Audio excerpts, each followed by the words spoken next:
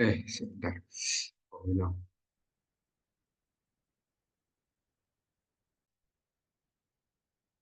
Di sini Allah menyatakan asallahu ayyala bainakum. Semoga Allah menjadikan antara kalian orang-orang beriman dan antara orang-orang yang dahulu pernah kalian musuhi mawaddah rasa kecintaan. Allah berfirman kepada hamba-hambanya yang beriman setelah urusan mereka memusuhi orang-orang kafir. Allah bisa saja menjadikan kasih sayang di antara mereka, mahabbah, ba'dal bughdah, setelah ada kebencian. Wa mawaddatan ba'dan nafaroh, setelah dan ada rasa cinta setelah ada kabur gitu, pengusiran. Wa ulfatan ba'dal firqah, dan ada rasa sayang dekat setelah terjadi perpisahan. Terutama orang-orang muhajirin yang waktu itu adalah orang-orang Mekah, kemudian diusir dan hijrah ke Madinah. Mereka tidak membawa apa-apa, tetapi disita itu barang-barang mereka yang ada di Mekah oleh orang-orang. Wallahu qadir, Allah Maha Kuasa. Tidak saja menjadikan kalian tidak ada masalah lagi. Walaupun sebelumnya kalian bermusuhan, nanti Allah bisa menjadikan hati-hati kalian menjadi senang. Demikian juga orang-orang kafir bisa saja menjadi dekat. Nah, dalam hal ini, dalam firman Allah di surat Ali Imran disebutkan gini. Wadhkuru nikmatullah, ingatlah oleh kalian nikmat Allah alaikum kepada kalian semua. Id kuntum, pada saat kalian semua adaan saling bermusuh. Allah baina qulubikum, maka Allah menjinakkan antara hati-hati kalian. Asbahtum, maka pagi-pagi sekali kalian binikmati dengan nikmat Allah ikhwanan, bersaudara. Wa kuntum, dan keadaan kalian semua ala syafahu protein, hampir saja berada di jurang neraka, minan nari, dari neraka. Fa'an qadhakum, maka Allah selamatkan kalian semua minha, dari itu jurang neraka.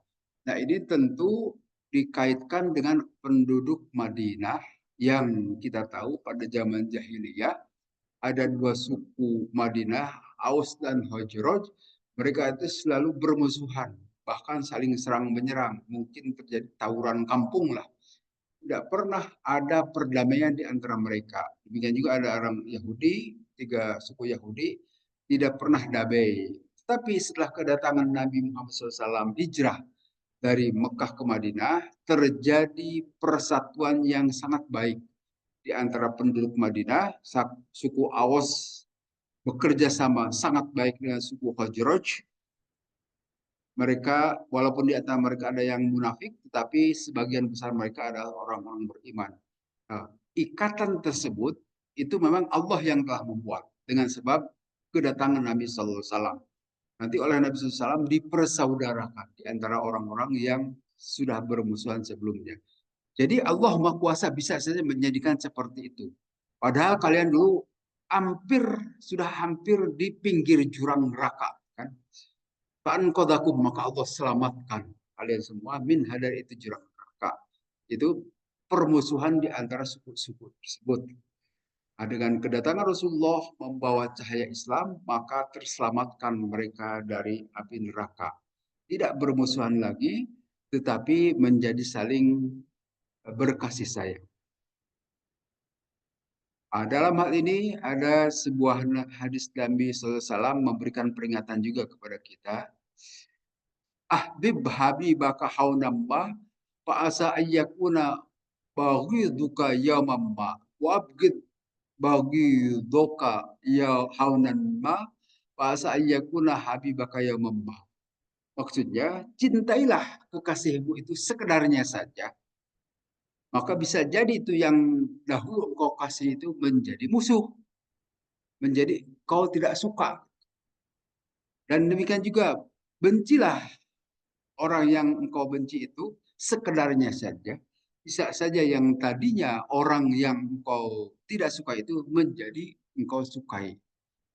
Ini perintah dari Nabi, biasa-biasa saja lah. Jadi, bahwa kita senang dan benci itu adalah manusiawi, silahkan. Tetapi jangan berlebihan. pada saat kita membenci ataupun mencintai. Itu kepada siapapun. Pada keluarga juga begitu, saya kira mungkin keluarga itu kita pasti suka. Gitu. Tapi sekedarnya saja, biasa saja. Karena suatu saat bisa saja, termasuk anak-anak juga, kan kalau waktu kecil itu lucu-lucu. Tapi sudah mulai dewasa, mulai ngabarantah, bantangun. Gitu. Silakan dirasakan oleh para bapak yang sudah punya anak agak besar, itu sudah berubah itu. Susah diatur lagi kadang-kadang. Maka Nabi memberikan petunjuk kepada kita, silakan cintai kepada siapapun, ya termasuk di dalamnya ada keluarga ataupun tetangga kita ataupun siapa, sekedar wajar-wajar saja. Demikian juga membenci, kita pun ya manusiawi juga kalau kita membenci. Tapi bencinya itu jangan berlebihan. Seperti benci kepada orang kafir, bisa saja sekarang kafir. Tapi nanti Allah berikan hidayah jadi Islam. Malah paling kuat keislamannya dibanding dengan kita. Mungkin saja sehingga kita menjadi senang nanti kepada orang tersebut.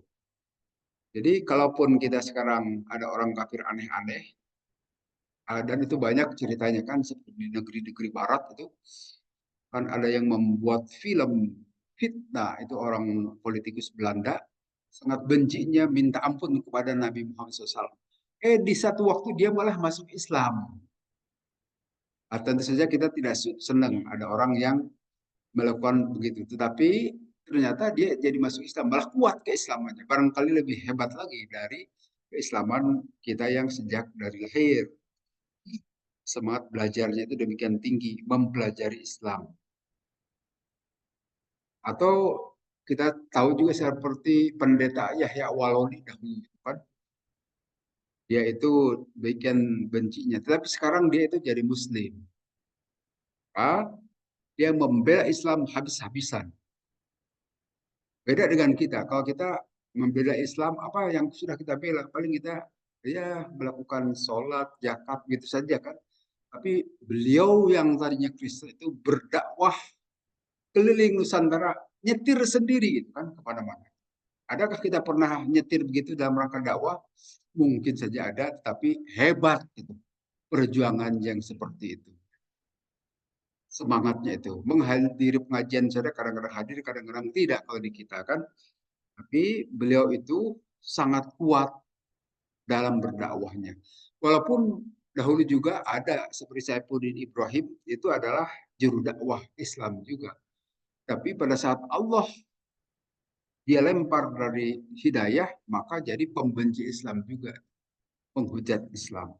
Jadi dengan demikian, betullah kata Rasulullah, kalaupun kita mau mencintai seseorang, cintailah sekedarnya saja. Wajar itu maksudnya. Jangan berlebih-lebihan. Demikian juga pada saat membenci, jangan berlebih-lebihan. Sehingga tidak perlu ada kultus-kultusan. Perlu mengkultuskan seseorang itu. Sehebat apapun tokoh. Nanti lama-lama ya biasa lagi juga. Seperti dahulu kita tahu kan mengeluk-elukan tokoh agama kita seperti Hakim. Kan kadang-kadang berlebih-lebihan orang memperlakukannya. Pada saat dia nikah lagi dibenci berlebih-lebihan juga oleh para ibu. Bahkan waktu itu di sini ada yang mengatakan kalau ada demo saya yang akan paling depan mendemo itu Hakim katanya. Gitu. Almarhum beliau sudah meninggal. Saking bencinya mungkin ya. Nah maksudnya itu biasa-biasa sajalah. Kalau ada seseorang yang hebat silakan sukai, cintai, tetapi ingat suatu saat bisa saja menjadikan kita tidak menyenanginya. Jadi wajar-wajar saja hidup itu supaya tetap stabil. Itu yang dimaksudkan oleh Nabi itu. Stabillah jadi manusia, jangan berlebih-lebihan. Demikian juga pada saat membenci. Tidak perlu berlebih-lebihan, tapi yang wajar-wajar saja. Wallahu ghafurur rahim. Allah mampu menjadikan seperti itu karena Allah juga Maha Pengampun juga Maha Penyayang. Ya firulil kafirin, Allah mengampuni kepada orang-orang kafir terhadap kekufuran mereka idza tabu, apabila mereka taubat minhu dari kekafiran, wa anabu dan kembali ila rabbihim ke Tuhan mereka, wa aslamu dan mereka masuk Islam, lahu menyerahkan diri lahu kepada Allah. Bahwa Ghafurur Rahim, dan Allah lah yang Maha Pengampun juga Maha Penyayang. Bikulli man taba, kepada setiap orang yang bertobat ilahi kepada Allah, min ayyadan bin kana, dari dosa apapun. Sepanjang dia mau tobat, dosa sebesar apapun Allah akan ampuni. Inna hadil ayah nazalat bi Abi Sufyan. Nah, ini ayat ini kaitannya dengan cerita tentang Abu Sufyan bin Sokhor bin Harb. Inna Rasulullah SAW tajawwaja ibnatah. Karena nanti Rasulullah SAW itu menikahi putri Abu Sufyan, Ummu Habibah. Ummu Habibah itu ada istri Nabi yang merupakan putri Abu Sufyan. Padahal kita tahu Abu Sufyan itu tokoh kafir Mekah saat itu. Beliau baru masuk Islam pada saat Futuh Mekah tahun ke-8 Hijrah. Tapi disebutkan di sini Nabi telah menikahi Ummu Habibah sebelum Abu Sufyan masuk Islam. Jadi kita ketahui Nabi menikah dan sebagainya itu ada tujuan diplomasi, ada tujuan dakwah, bukan bukan senang nikah tidak, tetapi beliau itu ada tujuan-tujuan yang sangat baik. Seperti misalnya beliau menikahi Sofiyah binti Huyai bin Akhtab, itu perempuan Yahudi. Itu juga dalam rangka berdakwah juga beliau menikahi Siti Sofiyah, istri Nabi yang berkebangsaan Yahudi. Padahal kita tahu Huyai bin Akhtab itu adalah kepala suku Bani Nadir. Kepala suku Bani Nadir, sengaja putrinya waktu diserang itu Bani Nadir, putrinya itu menjadi tawanan. Setelah jadi tawanan, nanti dinikahi oleh Nabi. Mungkin dengan tujuan untuk melemahkan atau semacam ngolok gitu kan kepada Huyai bin Akhtab sehingga putrinya dinikahi oleh Nabi SAW. Demikian juga Nabi nikah dengan istri-istri yang lain itu bukan sekedar ingin nikah, tapi ada tujuan-tujuan lain, dakwah atau pemeliharaan terhadap anak yatim seperti nikah dengan Ummu Salamah. Suaminya itu Abu Salamah, itu sahabat Nabi yang sangat dekat dengan Nabi, tapi banyak anak itu Ummu Salamah itu. Nah, supaya bisa disantuni maka dinikahi oleh Nabi SAW. Itu Ummu Salamah. Dan seterusnya itu ceritanya banyak. Ada latar belakang. Nah, dalam hal ini, ayat tersebut, ayat di atas, surat Al-Mumtahanah. Al-Mumtahanah itu kan artinya perempuan yang diuji. Yang diuji, apabila mereka datang dari Mekah, apakah beriman atau tidak, silakan dites dahulu. Itu apakah beriman atau tidak. Ini dikaitkan dengan Abu Sofyan. Dan kita tahu Abu Sofyan itu nanti memiliki anak namanya Muawiyah bin Abi Sofyan. Dan Muawiyah inilah nanti yang melahirkan Bani Umayyah. Bani Umayyah penguasa pertama dalam kekhalifahan Islam setelah Sayyidina Ali bin Abi Thalib. Kemudian nanti ada Bani Abbasiyah dan seterusnya itu panjang cerita itu. Dan salah satu Bani Umayyah itu ada juga yang masuk ke Andalusia, Spanyol sekarang. Nanti mendirikan kekhalifahan Barat yang ibu kotanya di Cordoba. Yang sampai sekarang masih ada istananya Alhambra. Itu ada bentuk-bentuk bukti-bukti peradaban Islam yang sangat maju saat itu. Tetapi saat ini tidak ada artinya orang Islam itu Allah melulu. Ya. Di zaman dahulu adalah muncul orang Islam itu di antara peradaban yang sangat besar, Romawi dan Persia.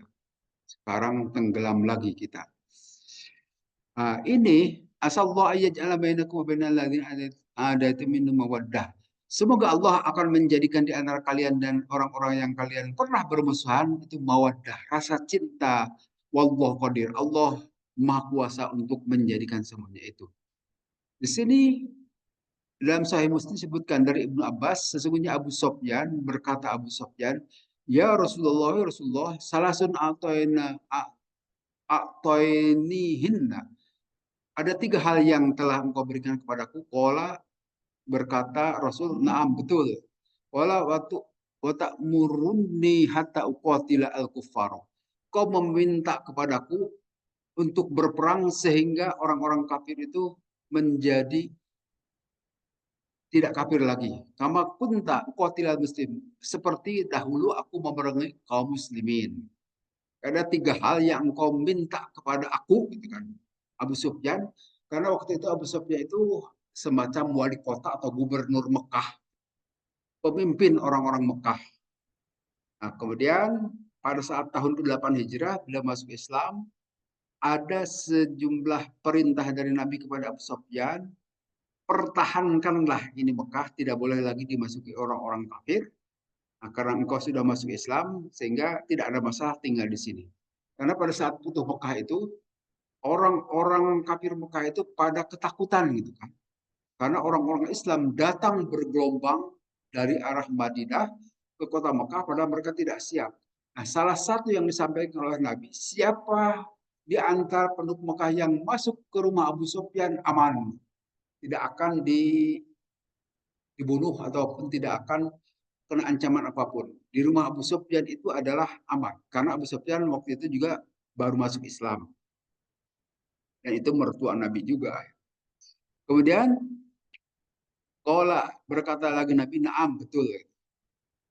Qala wa Muawiyatu taj'alunahu katiban baina yadaik. Dan engkau jadikan Muawiyah, Muawiyah itu adalah putra Abu Sufyan, sebagai penulis di antara engkau. Muawiyah itu pintar, punya kemampuan menulis. Silahkan dijadikan sebagai penulis wahyu. Jadikanlah sekretarismu, wahai Rasul. Kata Rasul, naam, oke, setuju. Gitu. Wa indi asad ul arabi wa ajmaluhu. Ummu Habibah, dan aku juga memiliki secantik-cantiknya orang Arab dan sebaik-baiknya orang Arab, yaitu Ummu Habibah binti Abi Sufyan, ujawijukaha, aku nikahkan itu Ummu Habibah kepadamu. Jadi ya ini maka terjadilah pernikahan antara Nabi. Walaupun disebutkan pernikahan dengan Ummu Habibah ini sebelum Abu Sufyan masuk Islam. Tapi dalam hadis ini disebutkan setelah Abu Sufyan masuk Islam.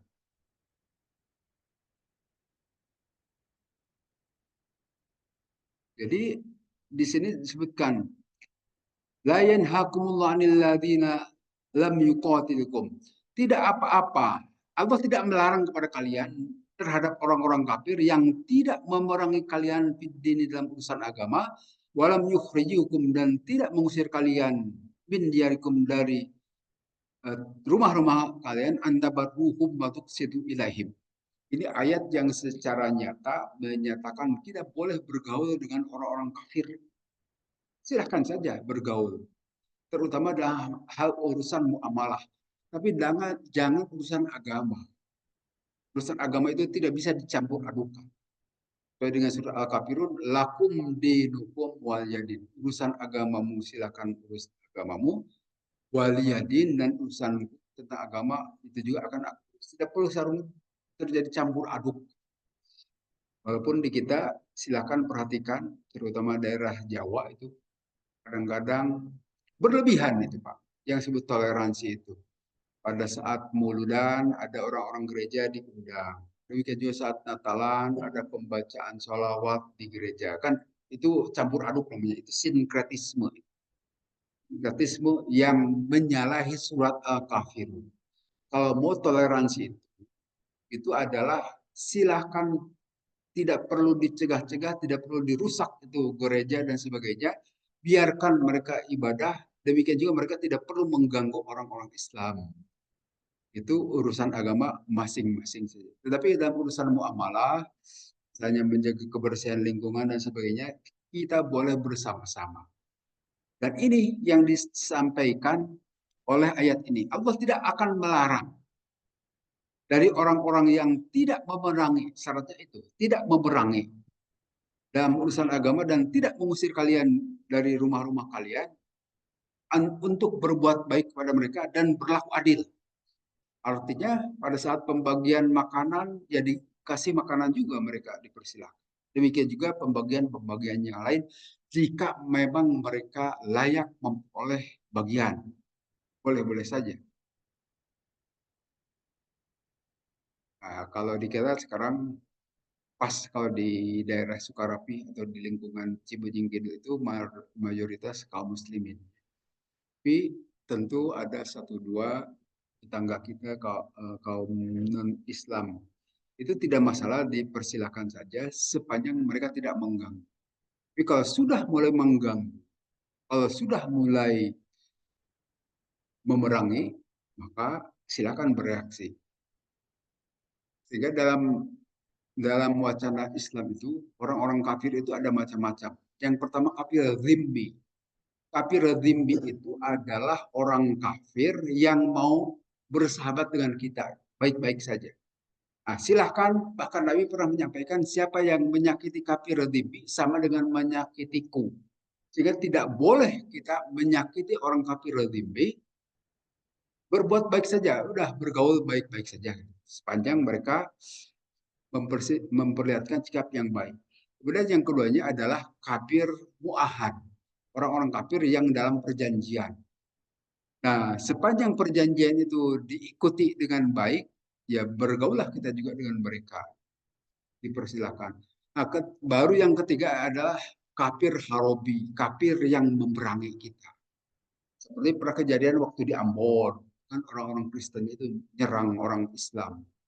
Atau di Poso, demikian juga. Nah, kalau begitu, namanya juga disakiti, silahkan membela diri. Tidak apa-apa. Menyerang juga. Kalau di kita di Bandung, alhamdulillah baik-baik saja kan. Sehingga orang-orang kafir itu bersifat sebagai zimmi. Kan kita boleh saling tolong-menolong dengan mereka. Nah, karena nanti Allah menyatakan di sini, innama yanhakumullahu 'anil ladzina qatalukum. Hanya saja Allah melarang terhadap orang-orang kafir itu qatalukum yang memerangi kalian. Seperti di Palestina sekarang, Israel itu, sebetulnya Israel itu adalah Bani Israel kan ya.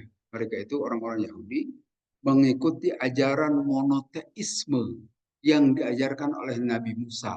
Tetapi mereka tidak mau bernabi kepada Nabi Muhammad SAW. Sehingga tetap dikategorikan kafir juga. Sama seperti kita, ada yang bersyahadat tetapi tidak mau mengikuti Nabi Muhammad, tetap kafir juga. Karena secara keislaman itu selain menyaksikan kemaesaan Allah, juga mengikuti Nabi Muhammad SAW sebagai Nabi. Salah satu diingkari, tidak sah keislaman. Nah, dalam hal ini, di Palestina terjadi perang sabilillah.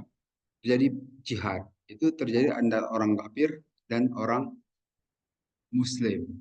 Nah, silakan kita doakan. Maka setiap saat kita juga mendoakan orang, karena kita tidak bisa membantu orang-orang sana ikut berperang, boro-boro berperang ke Palestina ya. Sekedar teratur ke masjid aja kita tidak bisa, kan? Mana kita mau ke Palestina ikut bergabung dengan mereka? Sekedar memaksakan diri saja ke masjid, berat itu kadang-kadang diantar. Apalagi disuruh berperang. Kecuali dulu terpaksa tahun 45 barangkali. Mau tidak mau ya harus kita berperang. Kemudian ada cerita lain di sini dari hadis Imam Ahmad. Ada seorang perempuan namanya Kutailah.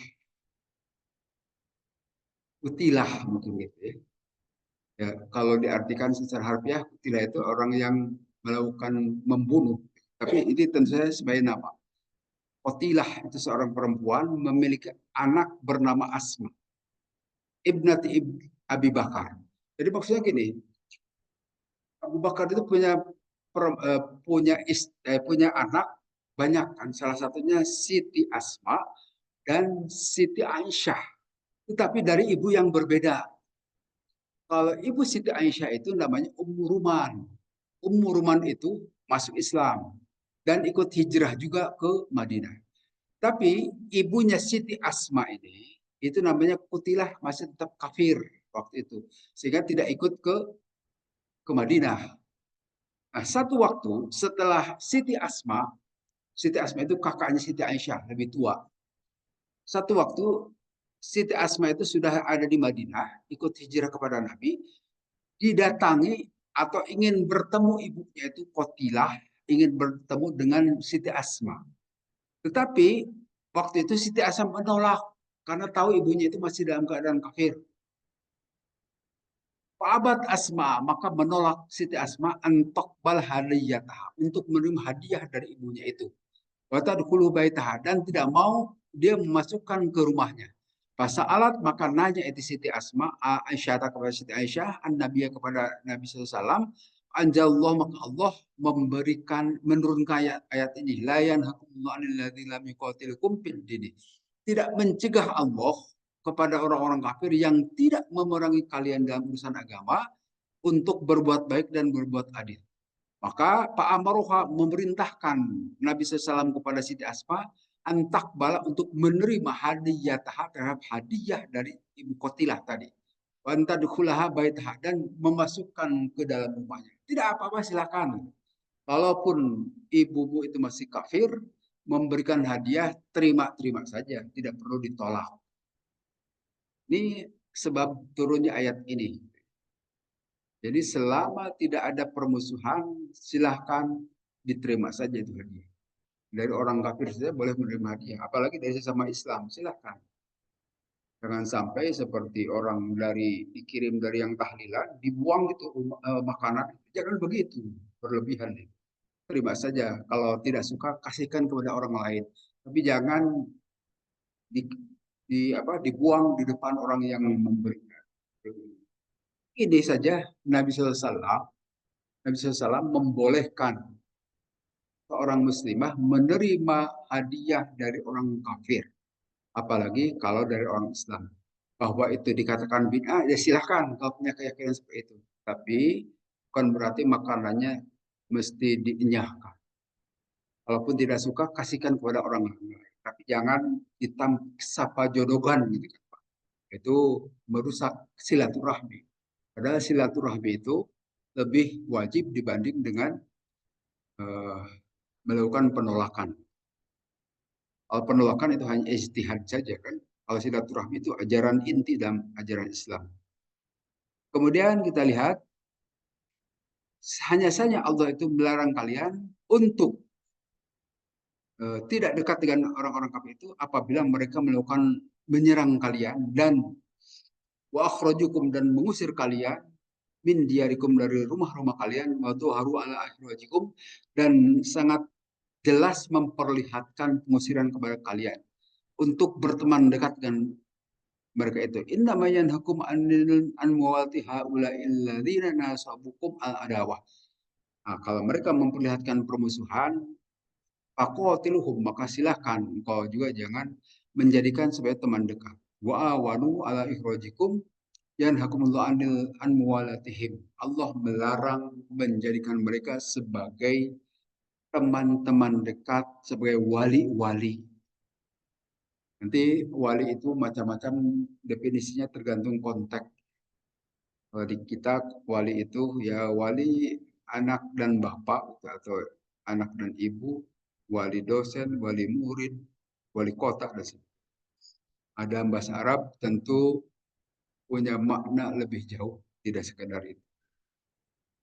Kemudian di ayat berikutnya, ya ayyuhalladzina amanu, hai orang-orang yang beriman, apabila datang kepada kalian orang-orang beriman dari Mekah ke Madinah, muhajiratin dalam keadaan hijrah, famtahinuhunna, maka ujilah oleh kalian semua. Imtihan, kalau istilah sekarang, imtihan itu pengujian. Uji benar tidak keimanannya itu. Jangan hanya sekedar pindah dari Mekah ke Madinah dalam rangka hanya sekedar jalan-jalan, padahal dia tidak beriman. Jangan sampai begitu. Disebutkan di sini dalam Sulhul Hudaybiyah. Sulhul Hudaybiyah itu perjanjian damai Hudaybiyah yang terjadi pada tahun ke-6 Hijrah. Pada tahun ke-6 Hijrah disebutkan dalam klausulnya itu, ala alla ya'ti ka minna rajulun wa in kana ala dinika illa radatahu ilai.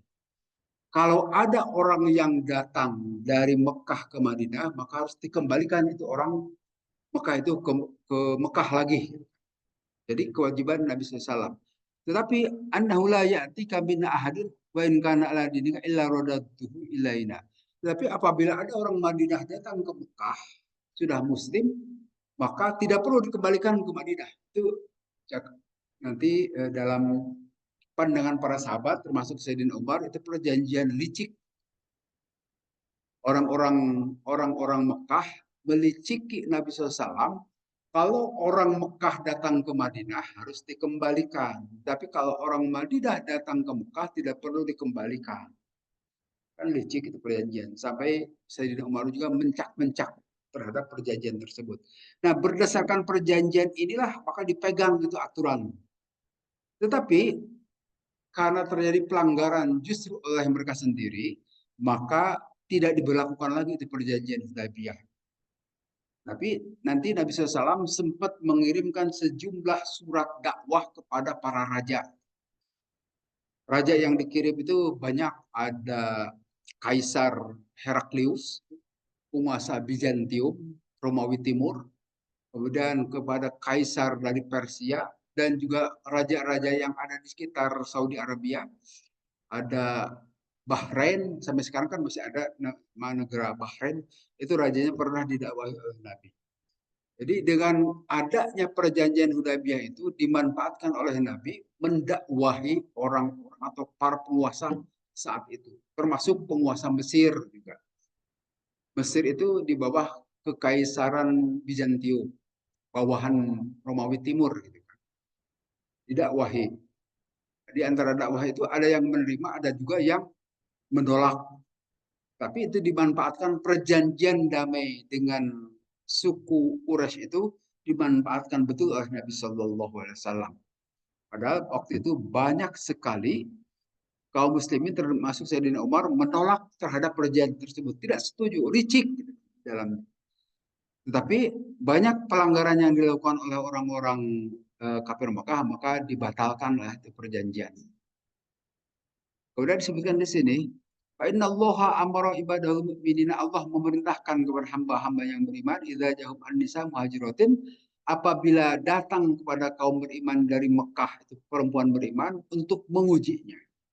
Kalau kaum beriman tahu itu perempuan-perempuan tadi beriman, maka jangan pernah dikembalikan kepada orang-orang kafir. Lahunna hillul lahum, mereka tidak halal kaum perempuan itu untuk orang-orang kafir, dan demikian juga tidak halal orang-orang kafir untuk perempuan yang beriman.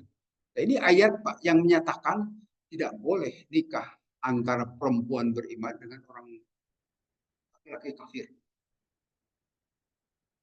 Di samping nanti ada ayat yang lain yang menyatakan tidak boleh nikah dengan orang-orang musyrik. Walaupun sekarang pelanggaran banyak dilakukan oleh orang-orang kita ya. Walaupun ada juga yang menyatakan silahkan kalau laki-laki muslim nikah dengan ahlul kitab perempuan. Tapi tidak boleh perempuan muslim nikah dengan laki-laki kafir atau ahlul kitab. Itu ada ayatnya yang menyatakan khusus, tapi ini secara umum dengan orang kafir tidak boleh orang Islam itu nikah. Ini jelas nih, ayatnya sangat lahunna lahunna hillun lahum lahum jahilluna lahum. Tidak halal mereka itu perempuan Islam untuk orang-orang kafir, dan walahum jahilluna lahum. Dan tidak halal juga orang-orang kafir untuk perempuan-perempuan yang beriman. Tidak boleh. Walaupun sekali lagi sekarang banyak pelanggaran. Silahkan ditanggung jawab mereka di akhirat nanti. Tidak boleh sebetulnya secara syariat. Kemudian Fa'in alim tumuhuna mu'minatin fala tarji'uhunna ila hufa. Kalau kalian mengetahui bahwa itu adalah orang-orang beriman, jangan dikembalikan kepada orang-orang kafir. Sudah bercerai dari orang kafir setelah masa iddah, kalian mau nikahi juga silakan, kalaupun tidak, tidak apa-apa. Fihi dilatun ala annal imana yumkinnal itla'a alaihi yaqinan. Bahwa keimanan itu harus diuji dahulu. Tentu Allah tadi menyatakan Allah itu mengetahui mereka beriman atau tidak. Tapi kita sebagai manusia kan ikuti syariat, tidak tahu. Maka ikutilah langkah-langkah untuk menguji mereka. Hadil ayatul allati hurimatil muslimati al musyrikin. Bahwa ayat tadi menyatakan perihal keharaman seorang perempuan Islam untuk nikah dengan laki-laki musyrik. Waqad kana jaijan fi ibtida Islam. Walaupun pada saat itu awal-awal bisa juga ada seorang perempuan muslim nikah dengan laki-laki kafir, termasuk putri Nabi. Putri Nabi itu Siti Zainab, itu muslim kan putri Nabi. Waktu zaman jahiliyah sudah dinikahi dengan Abu As di sini. Nah, pada saat Nabi SAW diutus jadi Rasul, Siti Zainab masuk Islam, tetapi Abu As suaminya tetap kafir. Nah, pada saat hijrah juga Siti Zainab ikut kepada Nabi hijrah, suaminya itu tetap di Mekah, tidak masuk ke dalam Islam. Sampai nanti pada saat perang Badar tertawan itu suaminya Siti Zainab itu. Tetapi disebutkan di sini dia tidak mau juga masuk Islam. Bahkan dia itu memegang kalungnya Siti Zainab.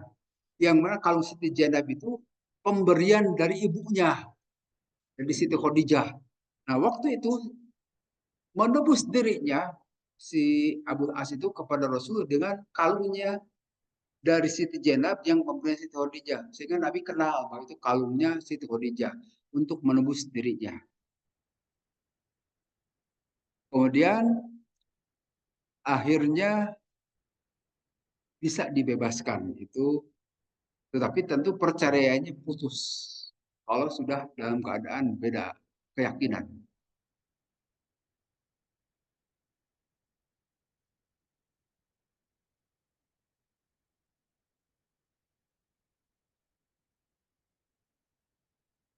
Kemudian di ayat berikutnya, wa tuhma anfaqu.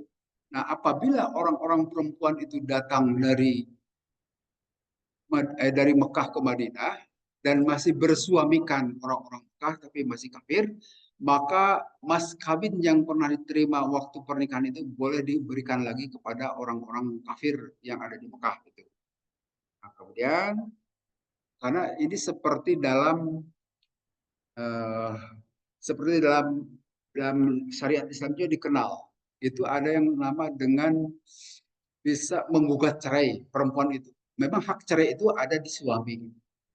Tetapi kalau ternyata suami melakukan kekerasan kepada istrinya dan tidak menceraikan kepada istri itu, maka si istri bisa menggugat cerai.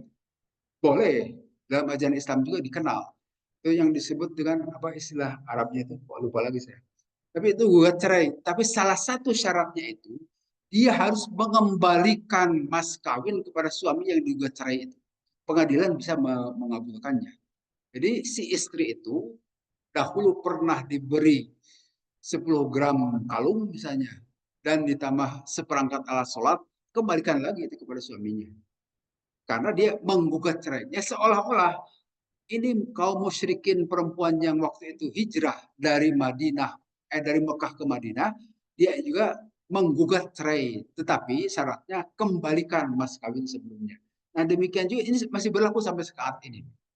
Jadi kalau ada perempuan-perempuan yang mau menggugat cerai bisa, tapi tentu urusannya ke pengadilan.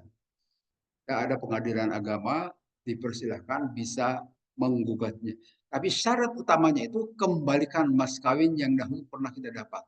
Waduh, mas kawinnya udah habis dan sebagainya. Berarti harus berusaha lagi mencari mas kawin yang dahulu. Saya yakin masih pada ingat kan mas kawin apa yang dahulu diterima daripada suaminya. 10 gram emas, harus cari lagi 10 gram. Kembalikan kepada suaminya. Itu salah satu syarat. Sedangkan kalau si suami menceraikan, ya tidak perlu apa-apa, tidak perlu ada tebusan-tebusan. Itu memang hak tolak atau hak cerai itu dipegang suami. Tapi bukan berarti istri tidak bisa mengajukan gugat cerai, bisa saja. Syaratnya kembalikan mas kawin. Kemudian wa in fatakum syai'un min azwajikum la kuffari fa aqabtum ba'dal ladina habat azwajum mislama anfaqu. Nah, ini seperti tadi apabila ada orang tadi itu bisa saja juga dari Madinah kabur lagi ke Mekah. Nah, maka dalam hal ini fa'aqabtum ba'dal ladzina dhahabat azwajuhum. Maka berikanlah kepada dia seumpama apa yang telah mereka infakkan. harus diganti. Kemudian di ayat berikutnya, ya ayuhan nabiyyu, wahai nabi, apabila ada datang kepadamu sejumlah kaum perempuan mau berbaiat kepadamu bahwa tidak akan menyekutukan Allah, tidak akan mencuri, tidak akan berzina, tidak akan membunuh anak-anak mereka, dan tidak akan membuat-buat kebohongan yang mereka buat di antara tangan-tangan dan kaki mereka, dan tidak akan bermaksiat dalam kebaikan, maka silahkan berbaiat dan mintakan ampunlah bagi mereka kepada Allah. Sesungguhnya Allah Ghafurur Rahim, yang Maha Pengampun juga Maha Penyayang. Nah, ini baiat itu ada seperti zaman Nabi SAW. Tapi tentu baiat itu kepada Nabi yang pernah terjadi dahulu. Sumpah setia sekarang suka disalahgunakan baiat-baiat untuk sekte-sekte tertentu. Berbaiat, tapi baiatnya kepada siapa? Kepada imamnya. Itu mengada-ada kalau seperti itu. Kalau kepada Nabi, yakinlah benar, silahkan. Tapi kalau baiat kepada orang biasa, apa jaminannya bahwa dia itu orang paling benar? Kan tidak ada yang menjamin. Sehingga hati-hati kalau ada yang minta-minta di baiat. Itu, tapi baiat itu sendiri ada ajarannya.